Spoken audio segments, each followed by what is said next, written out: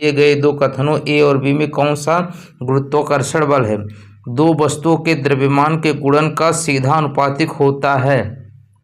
ठीक है, तो इसमें देखिए आपने पढ़ा होगा न्यूटन का गुरुत्वाकर्षण नियम क्या कहलाता है कि जो लगने वाला बल है उनके द्रव्यमान के गुणनफल के समानुपाती होता है, यानी m1 और m2। ठीक है, और नीचे क्या होता है आर स्क्वायर, जब ये कांस्टेंट हटा देते हैं जी हो जाता है। तो यही देखिए कह रहा है दो वस्तुओं के द्रव्यमान का गुणनफल, यानी द्रव्यमान का जो गुणनफल है एक कह रहा है गुणन सीधा अनुपातिक होता है, जो बल है वो क्या होता है सीधा अनुपातिक होता है। ये बात सही है, दो वस्तुओं के बीच की दूरी के वर्ग से सीधे अनुपातिक होता है। उनके बीच की दूरी के वर्ग के सीधे अनुपातिक नहीं होता, व्युत्क्रमानुपाती होता है। देखिए नीचे है ना आर स्क्वायर, यानी उनके बीच का जो दूरी होता है उनके बीच की व्युत्क्रमानुपाती होता है। यानी ए वाला तो सही है लेकिन बी वाला सही नहीं है, तो केवल क्या है ए सत्य है जबकि बी क्या है असत्य।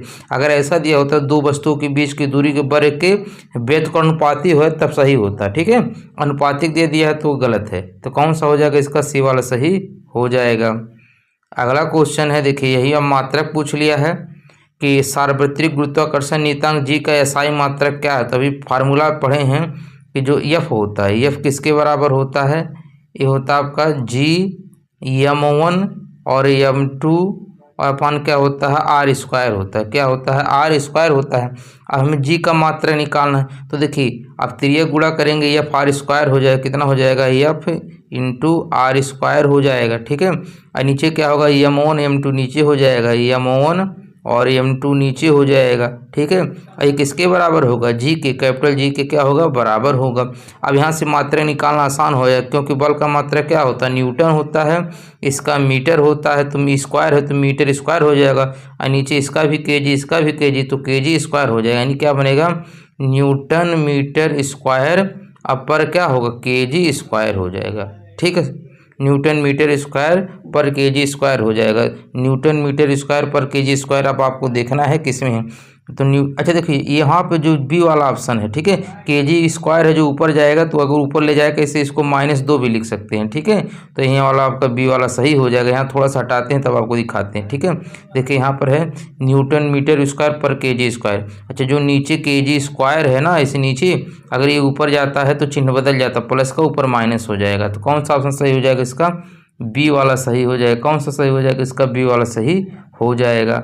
अगला क्वेश्चन है कि निम्न में से कौन सा प्लैनेटरी बॉडीज के लिए केपलर के नियम में से एक सही है। ठीक है, तो ये क्या है जो कक्षीय अवधि ग्रह के द्रव्यमान पर निर्भर होती है, जो कक्षीय अवधि ग्रह के द्रव्यमान पर निर्भर होती है यही सही है, बाकी सब क्या है गलत है। तो कौन सा ऑप्शन सही हो जाएगा इसका डी वाला सही हो जाएगा। कौन सा होगा डी वाला सही हो जाएगा। अगला क्वेश्चन है कि ग्रहों की गति के नियम की खोज किसने की थी। तो ग्रहों की गति के नियम की खोज किसने की थी केपलर ने की थी। किसने की थी केपलर ने। ग्रहों की गति के नियम कई बार पूछता है, किसने की थी केपलर ने की थी। अगला क्वेश्चन है कि ग्रहों की गति के नियमों का प्रतिपादन किसने किया था। अभी वहीं पढ़े हैं ग्रहों की गति के नियम का प्रतिपादन किसने किया था केपलर ने, यानी इनका पूरा नाम था जोहान्स केपलर था। अगला क्वेश्चन है कि गुरुत्वाकर्षण का नियम किसके द्वारा प्रतिपादित किया गया था। तो गुरुत्वाकर्षण का जो नियम है, ठीक है, गुरुत्वाकर्षण का जो नियम है ये किसके द्वारा प्रतिपादित किया गया था। गुरुत्वाकर्षण का नियम न्यूटन द्वारा। तो इनका पूरा नाम था आइजैक न्यूटन था। क्या नाम था आइजैक न्यूटन था। दोस्तों आपसे रिक्वेस्ट है यदि आप चैनल पर न्यू हैं तो प्लीज़ चैनल को सब्सक्राइब जरूर कर दीजिएगा। वीडियो आपको अच्छा लगेगा तो लाइक कमेंट करके फीडबैक जरूर दीजिएगा। अगला क्वेश्चन है कि ब्रह्मांड की प्रत्येक वस्तु एक बल के साथ प्रत्येक अन्य वस्तु को आकर्षित करती है जो होता है। ठीक है, जो होता है क्या होता है। अच्छा देखिए इसमें कह रहा है उनके द्रव्यमान के गुणनफल के अनुपातिक और उनके बीच की दूरी के वर्ग के व्युत्क्रमानुपातिक। यही सही होता है, उनके द्रव्यमान के गुणन के अनुपातिक और उनके बीच की दूरी के वर्ग के व्युत्क्रमानुपातिक। यहाँ पर दोनों ऑप्शन सही हो जाएगा। ठीक है, कह रहा है द्रव्यमान के गुणन के अनुपातिक और उनके बीच की दूरी के वर्ग के व्युत्क्रमानुपातिक। अच्छा इसमें दो ऑप्शन सही दे दिया। ठीक है, तो गलती दे दिया कोई बात नहीं, ए और बी दोनों सही हो जाएगा। सेम चीज़ दोनों में लिख दिया है, पीडीएफ बनाने में हो सकता है मिस्टेक हो गया होगा, तो इसमें से कोई हो जाएगा। अभी पढ़े हैं कि उनके द्रव्यमान के गुणनफल के अनुपाती होता है, उनके बीच की दूरी के वर्ग के व्युत्क्रमानुपाती होता है, यही था नियम। अगला क्वेश्चन है कि विकल्प में उल्लिखित तथ्य में से कौन सा गुरुत्वाकर्षण के सार्वभौमिक नियम द्वारा समझाया नहीं गया है। ठीक है, कौन सा समझाया नहीं गया है? तो देखिए वह बल जो हमें धरती से बांधे रखता है, ये तो समझाया गया है। पृथ्वी के चारों ओर चंद्रमा की गति, चंद्रमा और सूर्य के कारण ज्वार भाटा, ये सब समझाया गया। लेकिन ग्रहों के चारों ओर सूर्य की गति, ग्रहों के, ठीक है, ग्रहों के चारों ओर सूर्य की गति, ये सार्वभौमिक नियम था जो उसके द्वारा ये नहीं समझाया गया है। इतना ही आपको ध्यान रखना, ठीक है। चलिए देखते हैं अगला क्वेश्चन। अगला क्वेश्चन है कि निम्न में से एक कमजोर बल है, निम्न में से एक कमजोर बल है। तो देखिए जो गुरुत्वाकर्षण बल होता है एक कमजोर बल होता है, ठीक है। जो गुरुत्वाकर्षण बल होता है, ठीक है, ये क्या होता है? एक कमजोर बल होता है। निम्न में से एक कमजोर बल कौन सा होगा? गुरुत्वाकर्षण बल होता है। अगला क्वेश्चन है, देखिए मात्रक के साथ साथ कभी इसका वैल्यू भी पूछ लेता है, कैपिटल जी का मान कितना होगा, ठीक है। तो देखिए न्यूटन मीटर स्क्वायर पर केजी स्क्वायर, देखिए इसमें देखिए यूनिट से भी देखिए मीटर स्क्वायर पर केजी दिया है, और ये मीटर क्यूब केजी, ये देखिए यही गलत है, न्यूटन मीटर स्क्वायर पर केजी स्क्वायर होता है। अभी अगर ये लाइन ना होता तब सही होता, वैसे भी देखिए न्यूटन मीटर स्क्वायर पर केजी स्क्वायर। आपको यूनिट अगर याद है तो देखिए, आपको वैल्यू नहीं याद है तब भी काम चलिए, क्योंकि देखिए अब इसका वैल्यू आप जान लीजिएगा 6.6734 गुणे 10 की पावर -11 होता है, ठीक है। कितना होता है? 6.6734 गुणे 10 की पावर -11 न्यूटन मीटर स्क्वायर पर केजी स्क्वायर। और देखिए ये ग्रुप डी में पूछा हुआ क्वेश्चन है। अगला क्वेश्चन है कि ब्रह्मांड में किन्हीं दो निकायों के बीच गुरुत्वाकर्षण बल निर्भर नहीं करता है। तो आपको बताना है कि किस पर निर्भर नहीं करता है। तो अभी पढ़े हैं उनके बीच की दूरी के, भाई देखिए, तो उनके बीच की दूरी देखिए जो पढ़े हैं, कैपिटल जी m1 और m2 होता है, नीचे कितना होगा? r² होता है। तो उनके बीच की दूरी पे तो निर्भर करता ही है, उनके द्रव्यमानों के गुणनफल पर भी निर्भर करता है, गुरुत्वीय स्थिरांक यानी कैपिटल जी पर भी निर्भर करता है, उनके द्रव्यमान के योग, यहाँ पर द्रव्यमान के योग कहीं नहीं होता, इसी पर निर्भर नहीं करता है। तो कौन सा ऑप्शन सही होगा? इसका डी वाला सही हो जाएगा। अगला क्वेश्चन है कि दो वस्तुओं के बीच की दूरी को यदि दोगुना कर दिया जाए तो इन दोनों के बीच के बल पर क्या प्रभाव पड़ेगा? ऐसे क्वेश्चन बहुत पूछता है, ठीक है। अरे दो वस्तुओं के बीच की दूरी को यदि दोगुना कर दे तो जो हमारा बल होता है वो व्युत्क्रमानुपाती किसके होता है? उनके बीच की दूरी के होता है, दूरी के वर्ग के स्क्वायर के, ठीक है। तो कह रहा है उनके बीच की दूरी दोगुना कर दिया जाए, तो इसको अगर दोगुना करेंगे तो ठीक है, तो दोगुना करेंगे तो 2r हो जाएगा, इसका स्क्वायर करेंगे 4r² हो जाएगा, ठीक है। कितना होगा? 4² यानी जितना पहले बल लग रहा है अभी नीचे है तो उसके 1/4 बल लगेगा, ठीक है।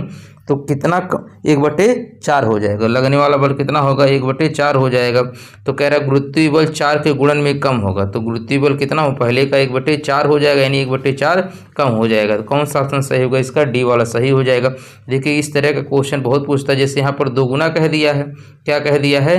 दोगुना कह दिया। 1 मिनट देखिए, क्या कहा है? दोगुना कह दिया, तो कितना कम हो रहा है? 4 गुना।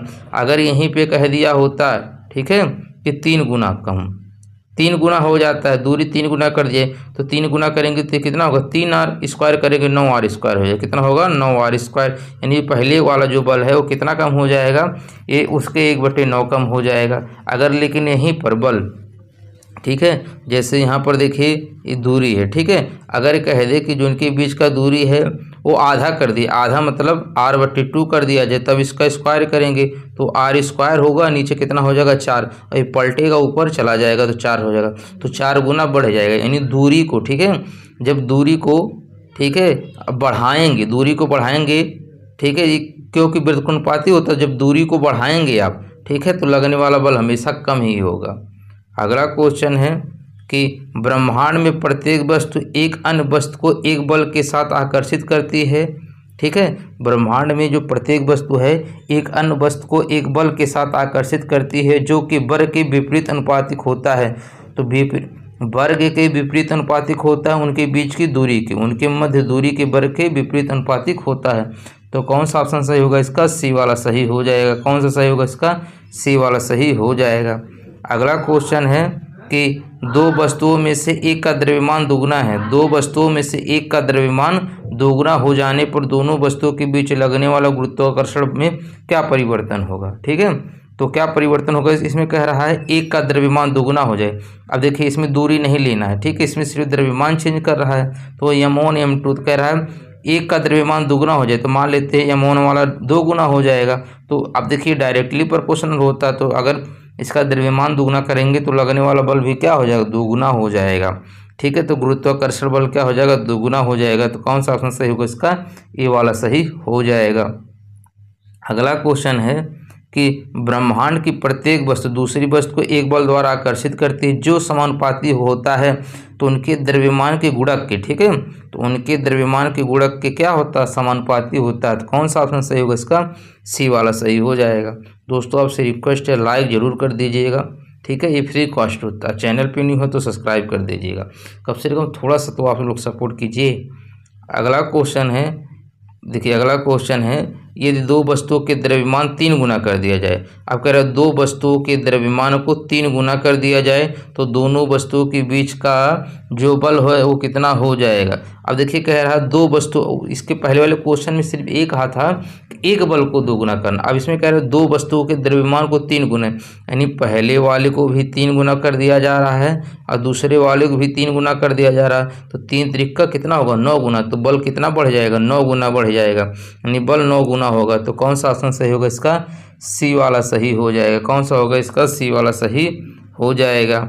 अगला क्वेश्चन है, देखिए अगला क्वेश्चन है यहाँ से कि निम्न में से कौन सा कथन असत्य है। आपको बताना है कि इसमें से कौन सा कथन आपका असत्य दिया है, कौन सा कथन असत्य दिया है। कह रहे जी का मान चंद्रमा पर पृथ्वी पर उसके मान के समान होता है। तो देखिए स्मॉल जी का मान घटता बढ़ता है, कैपिटल जी का मान क्या होता है, कांस्टेंट होता है, तो कभी पर ही बदलता नहीं। तो जी का मान चाहे चंद्रमा हो चाहे पृथ्वी हो सब पे समान होगा, यानी ये वाला सही है। इसमें आपको असत्य ढूंढना है। 1 मीटर की दूरी पर रखे 2 kg वाले दो द्रव्यमानों के केंद्रों के मध्य गुरुत्वाकर्षण बल इतना है। अच्छा देखिए इस न्यूमेरिकल अभी निकालने की जरूरत नहीं है, हम आपको समझा दें। देखिए अगर पहला सही है, क्या है पहला सही है, तो ये वाला तो गलत होगा नहीं, ठीक। उसके बाद जो पता हो पहले वो देखिए, कह रहा है दो वस्तुओं के मध्य दूरी के वर्ग के व्युत्क्रमानुपाती होता है। जो बल है दो वस्तुओं के मध्य की दूरी के वर्ग के व्युत्क्रमानुपाती होता है, यानी सी वाला भी सही हो जाएगा। अब देखिए इसमें भी सी है, ठीक है, और इसमें भी सी है, यानी ये भी सही हो जाएगा, ये भी सही हो, सी वाला तो सही हो जाएगा और ये पहले से सही है। तो 3 ऑप्शन जब सही हो जाएगा तो गलत कौन सा हो जाएगा, डी, सी वाला ऑप्शन सही हो जाएगा, यानी डी वाला सिर्फ गलत है। दो वस्तुओं के मध्य गुरुत्वाकर्षण बल उनके बीच की दूरी को आधा कर देने पर 2 गुना हो जाता है, ठीक है। आधा जब करेंगे, देखिए ये इन्वर्सली प्रोपोर्शनल होता है, जब इसको आधा करेंगे तो बताएं, आधा जब करेंगे r/2 होगा, स्क्वायर करेंगे तो r/4 होगा, पलटेगा तो ऊपर 4 हो जाएगा, 2 गुना ना होकर कितना हो जाएगा 4। इसीलिए कौन सा सिर्फ गलत है, डी वाला गलत है। तो इसमें कौन सा ऑप्शन सही होगा, इसका सी वाला सही हो जाएगा। अगला क्वेश्चन है कि गुरुत्वाकर्षण बल वस्तुओं के बीच मौजूद होता है। गुरुत्वाकर्षण बल जो है वस्तुओं के बीच मौजूद होता है, परंतु इसे जब तक महसूस न किया जा सकता है जब तक कि वस्तु का द्रव्यमान बहुत अधिक है, जैसे कि ग्रहों में नहीं होता है, ठीक है। तो इसका कौन सा ऑप्शन सही हो जाएगा, यही आपको बताना है। तो क्या हो जाएगा, प्रत्येक और हर एक, ठीक है।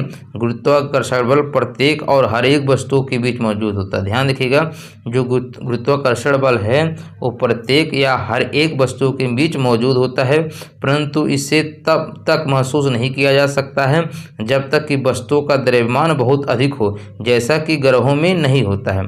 अब जैसे देखिए अगर कागज़ है एकदम उसका पेपर लेंगे हल्का होता तो उसमें गुरुत्वाकर्षण बल का अनुभव नहीं कर पाएंगे।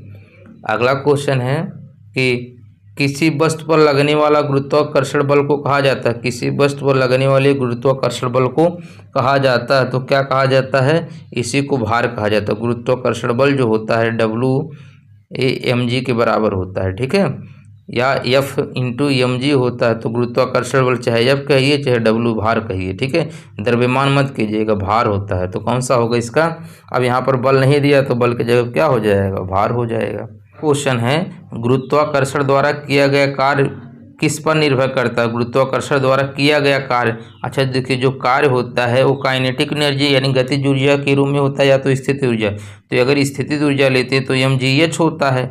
अब यहाँ पर अगर ऊंचाई अलग अलग है तो h1 - h2 हो जाता है, ठीक है।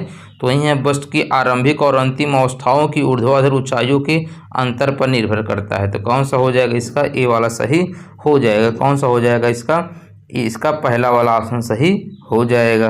अगला क्वेश्चन है कि सार्वत्रिक गुरुत्वाकर्षण नियतांक जी की खोज ने की थी, तो भाई ये तो सबसे आसान क्वेश्चन है। चलिए कमेंट करके बताइए किसने की थी। तो इनका नाम था हेनरी कैवेंडिश। इनका क्या नाम था? हेनरी कैवेंडिश नाम था। क्या नाम था? हेनरी कैवेंडिश नाम था। ठीक है, क्या नाम था? हेनरी कैवेंडिश था। अब ये न्यूटन मत कर दीजिएगा, नहीं तो गलत हो जाएगा। अगला क्वेश्चन है कि गुरुत्वाकर्षण का सार्वभौमिक नियम पर लागू होता है। तो कहाँ पर लागू होता है? ठीक है, यहीं आपको बताना है। तो अभी पढ़ें, सूर्य और ग्रहों के बीच लागू होता है, पृथ्वी और सूर्य के बीच, पृथ्वी और चंद्रमा के बीच, तो सभी पे लागू होता है। वस्तुओं के किसी भी युग पर, ठीक है, आप ऐसे कह सकते हैं कौन सा? वस्तुओं के किसी, यानी दो वस्तु हैं इनके बीच, ठीक है, एक किसी भी युग पर दो वस्तु होना चाहिए, उनके बीच हमेशा क्या लगता है? गुरुत्वाकर्षण का सार्वभौमिक नियम लगता है। तो क्या हो जाएगा? वस्तुओं के किसी भी युग पर हो जाएगा। कौन सा होगा? डी वाला सही हो जाएगा। देखिए इन सब पे तो लगता ही है, लेकिन हम अब बेस्ट ऑप्शन क्या होगा? वस्तुओं के किसी भी युग पे लगता है। युग मतलब जोड़ा, दो वस्तु अगर होंगी तो उनके बीच लगेगा ही। अगला है कि F बराबर GM/EM/d² में जी का को क्या कहते हैं? ठीक है, तो कैपिटल जी को क्या कहते हैं? सार्वत्रिक गुरुत्वाकर्षण स्थिरांक या नियतांक कहते हैं। तो कौन सा ऑप्शन सही हो जाएगा? इसका ए वाला सही हो जाएगा। अगला क्वेश्चन है, निम्नलिखित में से कौन से कथन गलत है या सही है? ठीक, कौन सा गलत है, सिर्फ आपको बताना है कि कौन सा गलत है, कौन सा गलत है, यही आपको बताना है। तो इस तरह का भी देखिए क्वेश्चन करवा दिए हैं। पहले आपको ऑप्शन हटाना है। चंद्रमा पर जी का मान पृथ्वी के जी के मान के क्या होता है? बराबर होता है, यानी ये वाला सही है। अब इसको आपको गलत बताना है, तो ये वाला ऑप्शन तो गलत हो ही नहीं सकता। ठीक है, ये वाला अगर गलत नहीं हो सकता। उसके बाद न्यूमेरिकल मत लगाइए, बी वाला भी मत टच कीजिए। कह रहा है न्यूटन के गुरुत्वाकर्षण का नियम प्रयोगशाला में ही मान्य। न्यूटन का गुरुत्वाकर्षण हर जगह मान्य है, ठीक है, सिर्फ प्रयोगशाला में मान्य नहीं है। तो यहीं देखिए एक सिर्फ मिल गया, सी वाला गलत है। सी वाला क्या है? गलत है। उसके बाद डी वाला देखिए, बल दो वस्तुओं के बीच की दूरी के बल के व्युत्क्रमानुपाती होता है, यानी डी वाला सही है। डी वाला तो सही है, देखिए इसमें डी है, ये सही हो जाएगा, ये भी सही होगा, लेकिन सी वाला क्या होगा? सही हो जाएगा। इसमें पूछा है कि कौन सा गलत है, तो केवल जो सी है, ठीक है, यही गलत है। भाई अगर इसमें डी दिया है तो ये सही है, ये भी सही हो सकता है, ठीक है। तो इसमें गलत पूछा है तो क्या? केवल सी, केवल जो सी है एक ऑप्शन, भाई इसमें सी है, लेकिन ये मत कहिए क्योंकि इसमें डी भी तो दे दिया है। आपको प्योर बताना कि कौन सा कथन गलत है, ठीक है। ये इसको गलत नहीं काट सकते ना, क्योंकि इसमें सी तो है, काट सकते हैं, लेकिन डी वाला जो है और बी वाला ये तो सही है, इसलिए इसको नहीं काटेंगे। तो कौन होगा? सी वाला सही हो जाएगा, केवल सी सही गलत है। अगला क्वेश्चन है कि यदि दो कणों के बीच की दूरी बढ़ जाती है तो इनके बीच का गुरुत्वाकर्षण बल पर क्या प्रभाव पड़ेगा? देखिए दूरी के क्या होता है? व्युत्क्रमानुपाती होता है। तो दूरी अगर ये बढ़ेगी तो लगने वाला बल क्या होगा? घट जाएगा, यानी कम हो जाता है। तो कौन सा ऑप्शन सही हो जाएगा? इसका बी वाला सही हो जाएगा। कौन सा हो जाएगा? इसका बी वाला सही हो जाएगा। अगला क्वेश्चन है, देखिए अगला क्वेश्चन है कि पृथ्वी वस्तुओं को अपनी ओर आकर्षित करती है, यह कारण होता है। तो किसके कारण आकर्षित करती है? गुरुत्वाकर्षण बल के कारण पृथ्वी वस्तुओं को अपनी ओर आकर्षित करती है। अगला क्वेश्चन है कि पृथ्वी वस्तुओं को अपनी ओर आकर्षित करती है, इसका कारण है क्या? गुरुत्वाकर्षण बल हो जाएगा। तो कौन सा ऑप्शन सही होगा? इसका डी वाला सही हो जाएगा। अगला क्वेश्चन है कि निम्नलिखित में से क्या गुरुत्वाकर्षण के सार्वत्रिक नियम से संबंधित नहीं है? निम्नलिखित में से क्या गुरुत्वाकर्षण के सार्वत्रिक नियम से संबंधित नहीं है? तो क्या नहीं है? ठीक है, वह बल जो हमें पृथ्वी से बांधता है, सही है। पृथ्वी के चारों ओर चंद्रमा की गति, ये भी सही है। चंद्रमा के और सूर्य के कारण ज्वार, ये भी सही है। चंद्रमा के चारों ओर पृथ्वी की गति, चंद्रमा के चारों ओर पृथ्वी की गति, ये नहीं सही है, ठीक है। तो कौन सा ऑप्शन सही होगा? इसका डी वाला सही हो जाएगा। क्या हो जाएगा? इसका डी वाला सही हो जाएगा। अगला क्वेश्चन है, निम्न में से कौन सा कथन गलत है? आपको बताना है इनमें से कौन सा कथन गलत है। तो वस्तु का भार ध्रुवों पर अधिकतम और विषुवत रेखा पर न्यूनतम होता है, ये बात सही है। वस्तु का जो भार होता है ये ध्रुवों पर, ठीक है, अधिकतम होता है और विषुवत रेखा पर न्यूनतम होता है, ये सही है।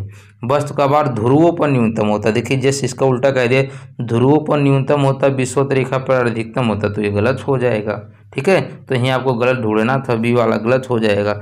अब पृथ्वी के केंद्र पर वस्तु का भार क्या होता है? शून्य होता है, ठीक है। ये भी देखिए याद कर लीजिएगा कि केंद्र पर पूछेगा तो शून्य होता है। वस्तु को अधिक ऊंचाई पर ले जाने पर उसका भार कम हो जाता है, ऊंचाई पर ले जाने पर जी का मान घटता है तो भार भी कम हो जाता है।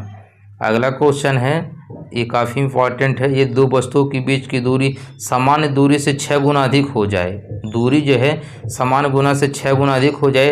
अब देखिए 6 गुना अगर अधिक हो जाए तो ये 6r अधिक, पहले r था अब 6r हो जाएगा, तो इसका जब स्क्वायर करेंगे 36 हो जाएगा, यानी पहले का 1/36 गुना हो जाएगा। तो ये कितना होगा, 1/36 होगा, ना कि 36, 1/36 हो जाएगा। तो कौन सा ऑप्शन सही होगा, इसका सी वाला सही हो जाएगा। इस टाइप का क्वेश्चन हम पहले आपको समझा दिए हैं। अगला क्वेश्चन है कि किन्हीं दो स्थूल वस्तुओं के बीच लगने वाला आकर्षण बल को क्या कहा जाता है। तो किन्हीं दो स्थूल वस्तुओं के बीच लगने वाले बल को क्या कहते हैं, गुरुत्वाकर्षण बल कहते हैं। क्या कहते हैं, गुरुत्वाकर्षण बल कहते हैं। अगला क्वेश्चन है कि कौन सा बल हमारे सौरमंडल की संरचना को बनाए रखता है। तो कौन सा बल है, वो गुरुत्वाकर्षण बल है जो सौरमंडल की संरचना को बनाए रखता है। अगला क्वेश्चन है, निरंतर गुरुत्वाकर्षण का चिन्ह है। तो निरंतर गुरुत्वाकर्षण का चिन्ह क्या होता है, कैपिटल जी होता है। तो कौन सा ऑप्शन सही होगा, इसका बी वाला सही हो जाएगा। कौन सा होगा, इसका बी वाला सही हो जाएगा। अगला क्वेश्चन है, देखिए अगला क्वेश्चन काफ़ी आसान है कि गुरुत्वाकर्षण की वजह से उत्पन्न होने वाले त्वरण मूल्य पर निर्भर नहीं होता। ठीक है, अब कह रहे हैं निर्भर नहीं होता, तो गुरुत्वाकर्षण जीव पे तो निर्भर होता है पृथ्वी की त्रिज्या पर, पृथ्वी के द्रव्यमान पर, नीचे गिरने वाली वस्तु के द्रव्यमान पर। ठीक है, गुरुत्वाकर्षण की वजह से उत्पन्न होने वाला जो त्वरण है ये किस पर निर्भर नहीं करता है, तो नीचे गिरने वाली वस्तु के द्रव्यमान पर निर्भर नहीं करता है। ध्यान रखिएगा, जो ये अब देखिए इसमें जो त्वरण होता है, जो हमारा जी होता है, एक मिनट देखिए यहाँ पर आपको हम समझा दे रहे हैं ये कैसे होता है। एक फार्मूला निकलता है, ठीक है, त्वरण का मूल्य जो जी होता है एक क्या होता है, Gm(r²) होता है। ठीक है, अब यहाँ पर जो वस्तु का द्रव्यमान होता है इसमें फार्मूले में नहीं होता, इसलिए अगर दो ये जो गुरुत्वाकर्षण होता है, ठीक है, उस वस्तु के द्रव्यमान पर निर्भर करता ही नहीं है, तो नीचे गिरने वाली वस्तु के द्रव्यमान पर निर्भर करता ही नहीं है, इसलिए कहा जाता है, ठीक है, कि दो असमान, जैसे एक 5 kg का है और एक 2 kg का है, इसको एक साथ गिरा जाए तो कितने समय में पृथ्वी पहुंचेगा, तो दोनों एक साथ ही पहुंचेंगे, क्योंकि जो जी का वैल्यू है उसके द्रव्यमान पर निर्भर करता ही नहीं है। अगला क्वेश्चन है कि दो निकायों के बीच आकर्षण बल 1/9F। देखिए क्वेश्चन घुमा दिया, आकर्षण बल कितना 1/9F है, तो इनके निकायों के बीच की दूरी क्या होगी। अब बल 1/9 है, यानी उसको जब दूरी 3 गुना किया गया होगा, कितना किया गया होगा, 3 गुना किया गया। तो कौन सा ऑप्शन सही होगा, इसका ए वाला सही हो जाएगा। कौन सा हो जाएगा, इसका ए वाला सही हो जाएगा। अगला क्वेश्चन है कि निम्नलिखित में से कौन सा गुरुत्वाकर्षण का उदाहरण नहीं है। आपको बताना इसमें गुरुत्वाकर्षण का उदाहरण नहीं है।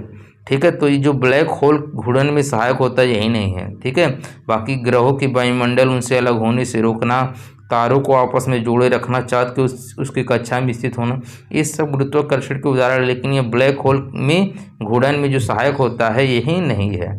अगला क्वेश्चन है, अगला और लास्ट क्वेश्चन है कि इनमें से कौन सी एक रासायनिक प्रतिक्रिया नहीं है। आपको बताना इसमें से कौन सी रासायनिक प्रतिक्रिया नहीं है। तो गुरुत्वाकर्षण सिंपल सी बात है, अपघटन, ऑक्सीकरण, हाइड्रोलिसिस, ये सब रासायनिक प्रतिक्रिया होते हैं, लेकिन ये गुरुत्वाकर्षण एक बल होता है, ना कि प्रतिक्रिया। कौन सा ऑप्शन सही होगा, उसका सी वाला सही हो जाएगा। कल के वीडियो में हम लोग पढ़ेंगे गुरुत्व और गुरुत्व के अधीन गति। मिलते हैं नेक्स्ट वीडियो में, तब तक के लिए धन्यवाद।